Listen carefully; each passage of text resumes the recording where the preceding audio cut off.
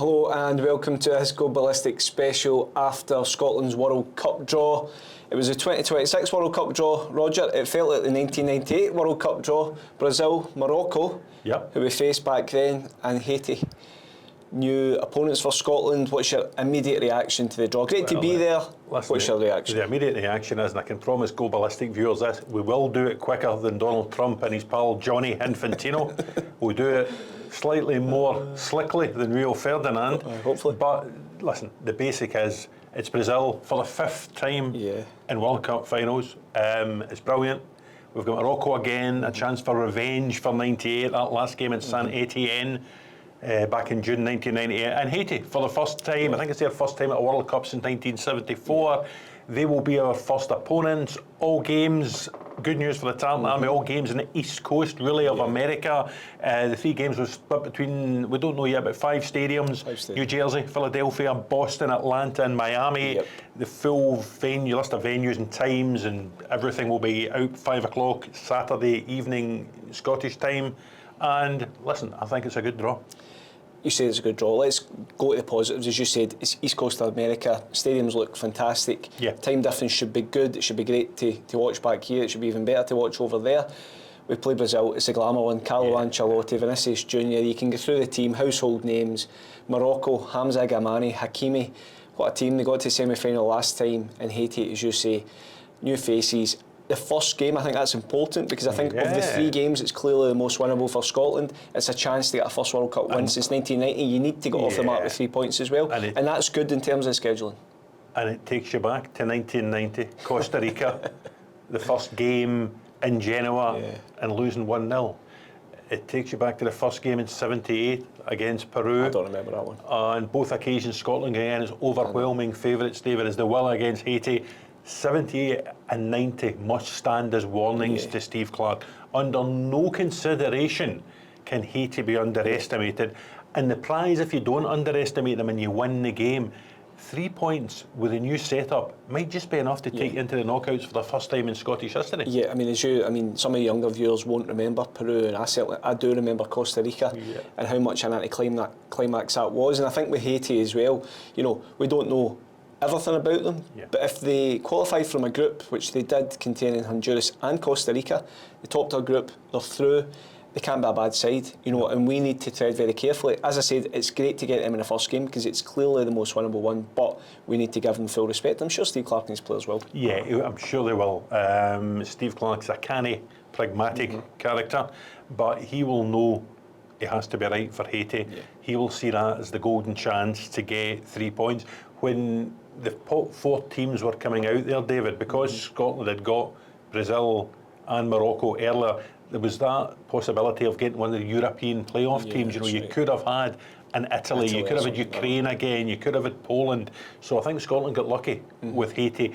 They need to make the most of that luck. If we go into the pot 2 team next, Morocco, I think everybody's admired the way they have improved as a nation over the last few years. I mean, the stats before we came in, I was getting rhymed off. You know, they qualified with a perfect record, 24 points out of 24. I don't think they've lost a game for nearly 2 years. I think they've won almost every game for the last 18 months.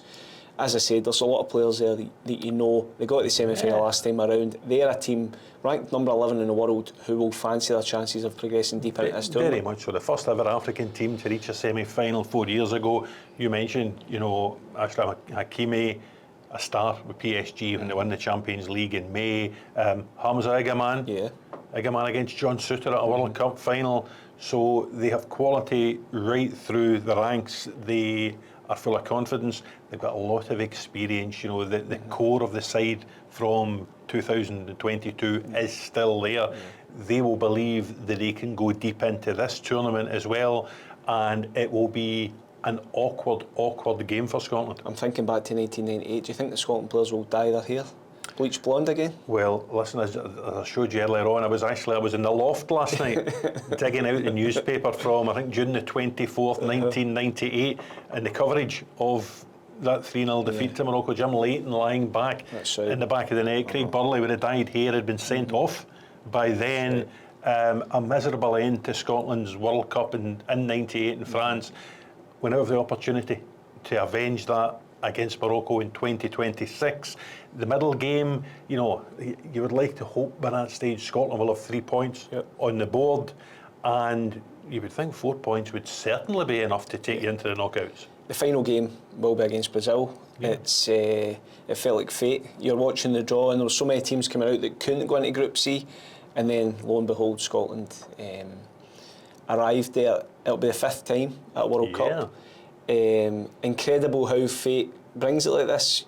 As I said, they maybe don't have the Ronaldo, the Ronaldinho of past, but they still have so many kind of big superstars, global talent, and they've got a manager who's got links to Scotland. Well, his family from Pennycook. Yeah, Carlo Ancelotti had relatives in Pennycook, so he'll maybe have divided loyalties. If they're through by match day 3 and we need something, he might do us a little turn if we're lucky. The 5th time, as you say, there's only once we've really had a doing, you might say. You know, 74 was a draw. Billy Bremner might just have won it for us. 1990, that late goal was a mix-up, you know, involving the 2 centre-halves and Jim Leighton. 98, 2-1, John Collins equalised with a penalty in the opening game. Tom Boyd. In the Stade de France, Tom Boyd's own goal, and so unlucky at the end. 82 was the only time they whacked us, and that was when the ball was flying past Big Ruffy. Listen, David Nary's toe poke just annoyed them. It just got them angry, and then they started pinging things past poor old Ruffy. It will be fantastic. It's Vinicius. It's, you know, all the stars of the Premier League, from Alisson in goal to Richarlison and João Pedro. Yeah, I know these guys. You know, it's absolutely fantastic. Marquinhos, who led PSG to that Champions League final as well. Everywhere you look, there is quality. It's a glamour game. You'd love to think you could go there. I think the game's either Miami or Atlanta. As I say, it'll be decided by 5 o'clock tomorrow. You'd love to think the Tartan Army could go to a game at the World Cup finals against Brazil with no pressure. We might be through by then, David. Steve Clarke can be a hard man to read. I'm going to go out on a limb and say that he probably was watching that World Cup draw thinking, where am I? Is this some episode of Black Mirror or something like that? Because from start to finish, it was surreal. However, what will he be thinking? Now it's all done and dusted, what's his main takeaway, you think, from the draw? Is that the original Village People lineup? He might well be thinking like the rest of us. Kevin Hart that small? Yeah, particularly next to Shaq O'Neal. You're not going to come out a World Cup draw, even a 48-team World Cup draw, thinking, tell you what, that's easy. That's easy. I know. You look at the pot 1 teams, you might have fancied one of the 3 co-hosts. I'm not too sure. I love the glamour of Brazil. I just think it's fantastic. We've got history with them. It's going to be absolute. It's going to be an outstanding game. The pot 4 team, you'd prefer Haiti to any of the playoff teams. You'd prefer Haiti to Ghana, who England got. Obviously, having got Morocco, we couldn't get Ghana as well. But you could have a situation where you had a Brazil, you also had a Ghana, and you maybe had a Croatia or something like that. It could have been tougher. Brazil will be tough. Morocco will be tough. But listen, there's chances there. And if we get 3 points from that first game against Haiti, you just never know. Yeah, as you say, it's going to be East Coast. You would imagine Scotland will be based there, but I think once the draw comes out, the fixtures come out, the dates come out, in terms of where Scotland are going to be, I think from that point, Steve Clarke will then look at a base and everything will start to sort of come together. Yeah, it will start to come together. It could have been a lot more awkward for the fans as well, David. You see some of the, you know, there was a group, I think, that goes from Vancouver down into Seattle to Santa Clara, and you're away on the west coast and difficult travel. This probably minimises a lot of the travel for the Tartan Army. It might make it slightly more affordable for the Tartan Army, albeit we know about the ticket prices and the accommodation and the flight prices. It's going to be an expensive World Cup, but it's the first one in 28 years. I think Steve Clarke will base the team East Coast. There's talk of a farewell friendly at Hampden at the end of the domestic season, and maybe one warm-up game over there elsewhere in North America prior to the opening game against Haiti. Be interesting to see what opposition he picks as well, because before the Euros, he obviously took European opposition. He took Finland and Northern Ireland. This time we've got a South American team, we've got an African team, and we've got a Central American team. Who does he look to play ahead of the Haiti game? Well, there were rumours about Argentina. Yeah. That would maybe make sense. Yeah. Either March or before the tournament, so we'll see how that pans out as well. But as you said, you were showing us your reporting from nearly 30 years ago, where the front page said out. I'll put you in the spot. December, ahead of next summer, will it be in? this time? Scotland going through? Yeah, it will be in. I think I'm far more confident having seen the draw than I probably was before the draw. When you look at some of the possibilities we could have got, as I say, we could have had, you know, a sort of a nightmare draw in there with an Argentina and an Italy and a top team from pot 2, and it's not really worked out like that. Morocco, listen, they were semi-finalists 4 years ago. They've got class players through the team, but we've got class players through the team. We've just won a group that included Denmark and Greece.